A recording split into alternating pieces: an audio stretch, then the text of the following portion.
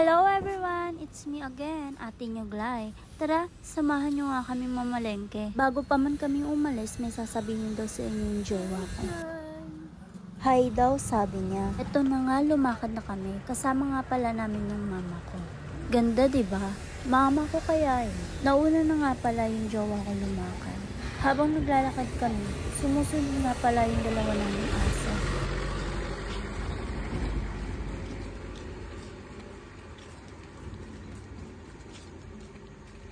Nauna na pala yung bebe ko, pati yung mama ko. Kasi for the vlog tayo. Video lang. Sabi ko nga sa kanila, mag-hi sila, pero hindi nila ako pinapansin. Tumingin lang. Mga KJ kayo. Eme lang. Mga alas 3 nga pala kami na madaling araw lumakad. Para wala masyadong tao. Upang man kami makarating dun sa sakayan. Eto nga pala, itatapon ko nga pala itong dala ko. Nakarating na nga kami dito sa sakayan jeep at pasakay na kami. At eto na nga, nakasakay na nga kami ng jeep. Ito yung mga gusto kong tugtugan eh. Magigising ka talaga. Yung tipong antok na antok ka pa, pero pag ganyang music, nako, magigising ka talaga. Malapit na nga kami sa San Isidro, pero hindi kami dyan mamamalengke. Sa Marikina Bayan nga kami mamamalengke dahil doon marami. Tuminto nga kami dito sa ICC. Tapos sabi ako sa sarili ko na soon mag-aaral ako dyan. Medyo nalungkot ako sa part na yun kasi 2 taon na simulan yung din ako pag-aaral. Pero okay lang yan. Wala namang age yun. Kung gusto mo mag-aaral, mag-aaral ka. Kahit anong edad ka pa. Diba? Basta mangarap. Ito na nga, malapit na kami dito. Doon na pala kami bumaba sa may dulo. Kasi paliko naman si Tia. Pero ang babaan talaga, malapit lang sa school. Pero dahil maaga pa siguro, doon na kami sa dulo binabangi kami. Kasi madilim din naman kasi. Iniisip din siguro ni Kuya yung mga safety ng pasahero niya. Yun na nga at nakababa na kami. Tumawid na kami para makapunta dito sa palengke. Dito na nga, nakatawid na kami. Bali nauna na pala si mama at naiwan kaming dalawa. Nauna na siya sa amin kasi may bibilin pa siya. Kaming dalawa naman ni Lovely may bibilin kami. Sweet nga naming dalawa kasi magka-holding hands pa. Ayan nga, tinanggal ko na. Medyo nahihiya na kasi ako. Wala naman dapat ikahiya pero shy type ako. Eme. Huminto nga pala si mama kasi may sasabihin pa pala siya sa akin. Yun nga, sabi niya bibili daw siyang kikiam at fishball. Magtitinda ata si mama. Ayun na nga, sa kabila nga pumunta si mama kasi may bibili pa siya. Dito na nga kami sa Itlugan, bibili kami. Bali 5 tray nga pala yung bibili namin ngayon ni Lovely. Iniwan nga muna pala namin yung binili namin. Babalikan na lang namin pag nakita na namin si mama. Medyo mabigat din kasi. Yun nga, sarado pa nga dito yung ibang mga bilihan. Sobrang aga pa kasi. Nagulat ako dun sa kuyang sumigaw. Kala ko may kaaway na. Tatakbo na nga sana kami pero kalma lang para hindi halata. Sa punto nga na ito, binibilisan na namin yung lakad namin ni Lovely. Baka kasi hindi namin makita si mama at magkasalisihan kaming 3. Yung pala, nasa likod na namin si mama. Tinatawag yung pangalan. Pagkarinig ko nga ng pangalan, alam ko si mama. Kaya pumunta na kami. Ako nga pala yung nalagan niya. Bumalik si mama, akala siguro niya nagpapang sa ito. Sabi ko na magkakasalisihan kami. Pupunta nga pala kami dun sa bilihan ng isda kasi bibili din si mama. Pinahawak pala sa akin ni mama yung galon na lagay ng mantika. Bibili kasi kami mamaya pagtapos namin bumili ng isda. Sabi ni mama doon na lang kami sa harap ng simbahan kasi maputik yung daan. Siya na lang daw papasok sa loob at para bumili ng isda. Sabi ko wag na, sama na kaming 3. Niisip ko din kasi mabigat din yung isda. Di niya na kasi kaya magbuhat kasi sumasakit na yung balakang niya. Medyo siksikan pala dito sa loob kaya hindi kami makadaan ng maayos. Tumitingin na pala si mama ng isda na bibili niya. Bibili nga pala si mama ng galunggong kasi hindi niya ata nagustuhan yung galunggong dito. Maliliit kasi. Tumitingin-tingin na lang siya na pwede niyang bilhin. Punto nga na ito, may nakasiko ng likod ko. Pero hindi nakita sa video. Pero ayos lang, siksikan naman kasi. Napagpasyahan nga ni mama na tumingin-tingin muna sa iba. Tumingin ng isda hindi tumingin ng iba. Bali dito pala napili ni mama bumili kay ating nakarin.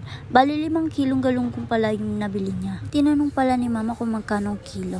Sabi niya 5 kilo, 400. Hindi na nga si mama at binalot na ni ate. Pagkabayad nga ni mama, pumunta na kami dun sa bilihan ng tilapia. Tumingin nga muna kami dito ng tilapia kung saan may maganda. Pero ako yung nakita nila. Uy, hindi ganon. Naglakad na nga kami papunta dun sa harap para tumingin ng tilapia. Si mama nandun sa likod namin, tumitingin-tingin din ng isda. Sa punto nga na ito, palingon-lingon ako kasi si mama nandun sa likod, di ko alam kung saan pupunta. Ay nakita nga niya ako ditong fresh na tilapia, kaso nandun na pala si mama namimili na. Kaya hinayaan ko na lang. Magaganda din naman dito yung mga tilapia. Sa punto nga na ito, tinitignan ko yung naka-plastic. Sugpo daw pero bawang yung nakalagay. Nag-overthink tuloy ako. Uy, sa punto nga na ito, pinatimbang na ni mama yung isda. Pagkatapos nga, naglakad na kami. O eto na nga, nakalabas na kami. Sabi pala sa akin ni mama kung pupuntahan na namin. Sabi ko naman,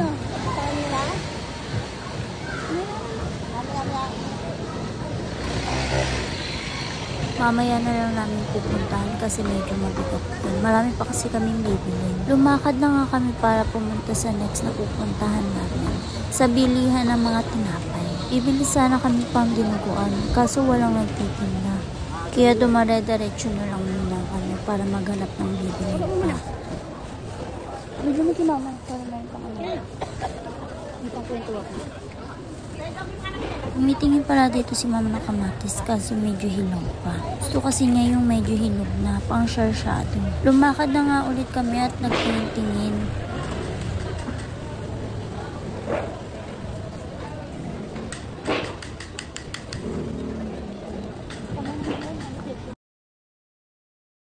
Si Lovely nga pala yung nagbibideo sa akin. Andito nga pala kami sa gulayan. Bumili muna pala si mama ng repolyo at patatas. Bumili na din pala siya ng sayote. Pagkatapos nga ni mama bumili ng mga gulay, pumunta pala kami dito sa kabilang gulayan. Bumili pala si mama ng peach. Sabi nga ni mama pupunta daw siya sa kapila dahil bibili siya isang supot ng talong. Pagkatapos nga ni mama bumili ng talong, nagpaalam muna nga kami kukunin namin yung pinatabi naming itlog. Oo nga pala, alas 4 na madaling araw. Di na dito nakakatakot tumaan dahil marami ng bukas na tindahan.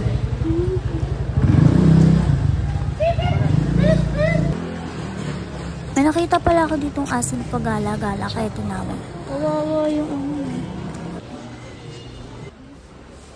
Malapit na nga kami makarating doon sa pinag-iwanan namin ng itlog. Basta na nga pala yung in-order namin. Pagkatapos namin makuha yung pinatabi naming itlog, naglakad na kami at bumili kami ng suka. 10 pesos nga lang pala yung isang supot ng suka, kaya dalawa yung binili namin. Pagkatapos nga namin bumiling suka, lumakad na ulit kami. Inantay nga namin dito si mama sa bakery. Dito kasi talaga yung antayan eh. May nakita nga pala ako dito sa bakery, ang sarap-sarap. Wala pa kasi si mama, magpapabili sana ako. Mga 20 minutes nga kami nagantay dito kay mama dahil may binili pa siya. Medyo traffic nga dito, kasi sasakyan kasi pinapasok eh. Yun na nga, nakatiting na si mama at sumakay na kami dito sa tricycle pa uwi. Medyo malakas si kuya magpatakbo pero okay. Okay lang, nawawala naman yung antok ko. Ganda ng langit kasing ganda ko. Char. Oh, baka mamaya magka-basher na talaga ako niyan ha. Wag naman. Support nyo na lang ako. Para ganahan. Dito nga pala kami sumakay ng jowa ko sa likod. Si mama sa harap. Ganda ng langit parang ako. Char. Lahat naman ng tao magaganda. Kung ayaw mo, sige dun ka sa far away. Kami lang. Lumiko na nga si kuya driver para doon na lang kami sa kabila dadaan. Para mabilis na rin kami makarating. Sobrang bilis nga ni kuya magpatakbo dito. Medyo sumasakit na nga din yung puwet ko dahil natatama din sa bakal. Di ko naman masabi baka si mamaya ibaba ako, diba? Andito na pala kami banda sa San Isidro. Dati dyan kami nakatira pero ngayon nasa Bakero na. Baka tanungin niyo ako kung ano yung Bakero ha? Search nyo na lang. Baka kasi pag sinagot ko kayo, sabihin nyo, minumura ko kayo. Eme! Andito na pala kami ngayon sa hillside. Eto nga't nakaliko na kami. 5:30 na pala ng umaga. At pagkababa nga namin, nilaro nga muna nitong isa yung bata. Ang aga pala nga niya ngayon nagising. Katapos niya laruin, sabi niya daw matutulog daw siya kasi napagod daw siya kagabi. Char! Walang ganun. Uy, inising ko nga muna siya para mag-almusal. O siya, ganito na lang. Bye!